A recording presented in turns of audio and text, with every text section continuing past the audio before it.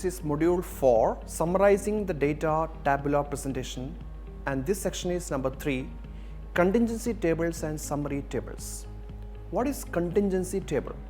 So contingency means something that depend upon something else, or covariation or correlation, and the concept is introduced by the Carl Pearson, one of the founding father of population genetics as well as statistics, as you know. So contingency tables are used to convey some correlation or covariation among two variables. So there will be variable 1 and variable 2. So there will be influence of either one to another or second to the first one. For example, smoking and lung cancer. You know, smoking affects the lung cancer or lung cancer affects the smoking. As we know, lung cancer do not affect the smoking, it's always smoking affects the lung cancer. But this, which is dependent variable and which is independent variable, is quite tricky in many of the complex data sets. So one example of this contingency table here is the happiness level and the income level. So whether the happiness increases with the income level or there is no such a pattern, or vice versa. If you are more happy, you earn a lot more. So all these things you can actually test it with a contingency table. In this table you can see that the columns are nothing but the happiness level. So happiness level, as you know, it is a qualitative variable, it is not a quantitative variable, but still you can rank order it, right. So happiness level, I can say that it is actually low or medium or high. And while the income is an ordinal level of it is a qualitative variable, so how much money that you earn per month, so that could be the income. So I can label based upon the income as a rich or average or the poor, and then I can actually see that what are the happiness level, and I can analyze this kind of contingency table. The special kind of contingency table is two-way table or 2x2 or 2 into 2 contingency table.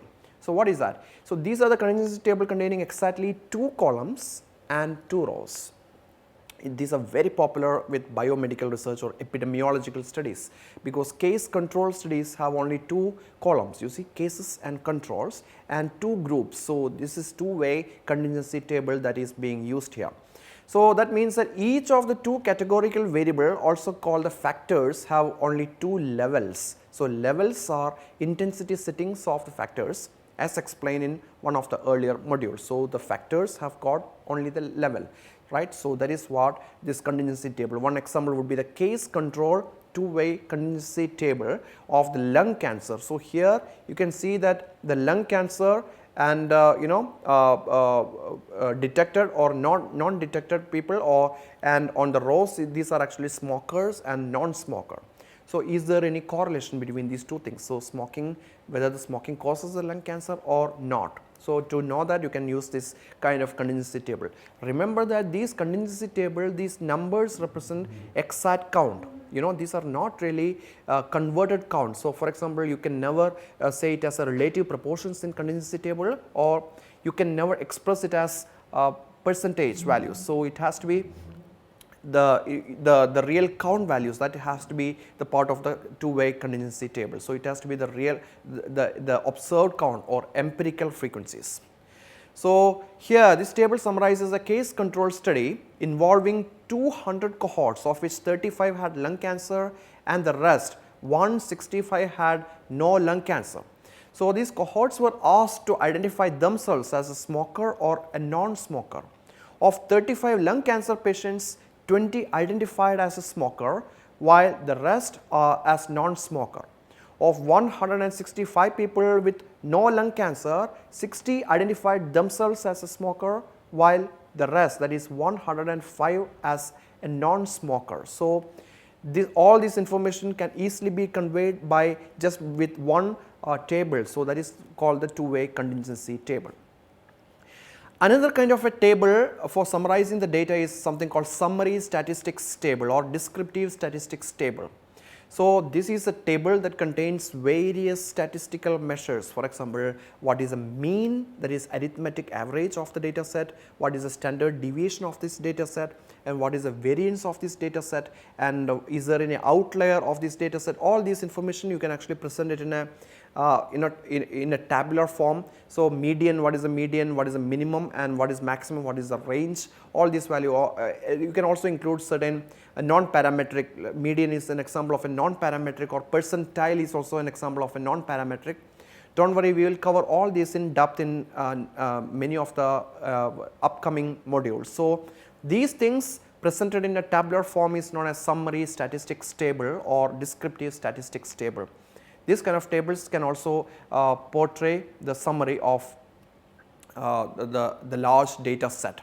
So, however, note that the statistical estimate need to be chosen carefully depending on the level of the measurement employed. So, it is not that you are automatically generating a summary statistics table and you are presenting that in your paper. That is not the right way to do. You have to look at the level of your measurement and decide what kind of summary statistics tools that I have to actually use it. So, in the case of mango tree heights, all of the measurements are valid as the level falls under the ratio scale. So height is a ratio scale measurement. As you know, most of the measurements in science falls under the ratio scale, except few exceptions like the degree Celsius or pH measurement, which I told you earlier. So measurements at the nominal level, for example, blood groups or genotypes or the Mendel's experiment, these are all phenotypes, right? Almost all of the descriptive statistical measurements except the mode are meaningless, as explained previously in M4S3 subheading permissible statistics. So, as I told you, in the nominal scale only two permissible statistics are mode and chi-square. So, if you are allowed to perform only mode or chi-square if you are working with categorical variables. So, none of the other statistics can be used in it. So, in summary, contingency table are a special case of frequency distribution table that lists the frequencies of two or more categorical variables. 2 into 2 contingency table or two-way contingency table contain exactly 2 columns and 2 rows. They are the usual tabular summarization of case control studies in epidemiological research. Summary tables contain estimates of the important descriptive statistical measures such as mean, standard deviation, and so on. Type of the table as well as the estimate should be chosen carefully considering the level of the measurement of the variable. Thank you for watching, and I will see you in the next module, and please actively participate in the group discussion forums as well as please take the ungraded as well as the graded tests. Thank you so much.